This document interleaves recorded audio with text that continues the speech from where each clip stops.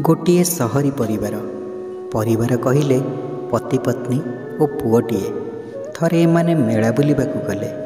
Malar एक अघटन घटीगला। मेलारे तांका पुओटी हजिगला। बहुत खोजाखोजी कलापरे न मिलिबारु सूचना केन्द्र को गले। सेठू प्राय 1 घंटा परे पुलिस भाई माने पुओटी को आनिकी देले। एही 1 घंटा भितरे पुओटीर माँ मुंड बाड़ाई कांदुथाए। चेताशून्य अवस्था आसी सारी थाए। पुओटी को पाइला परे माँ अति खुशी होई पुओटी को गेल करी पकाइला और कुंडाई धरी कांदिबाकू लागिला।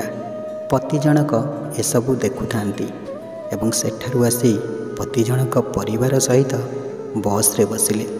पत्नी पचारिले, तमे घर को न जाई बस रे कौन पाई बसिल? पति उत्तर देले, तुमे 1 घंटा तुम पुओ को न पाइबारु केते कष्ट पाइल। मो माँ 10 वर्ष मते न देखी गाँव रे केते कष्ट पाइथिबो। माँ बापा को कष्ट दे आज पर्यंत केही भी खुशी रे नाहंती। माँ बापा पई जदि किछि करिबाकू चाहुचंती सेमाने बंचिथिबा अवस्थारे करंतु। सब उठेला बेले तो शत्रु मध्य कांदी पकाए। जदि मोर ए कहानीटी आपनकू भल लागिथिबो तेबे लाइक करिवे एवं सांग मानक सहित शेयर करिवे। जय जगन्नाथ।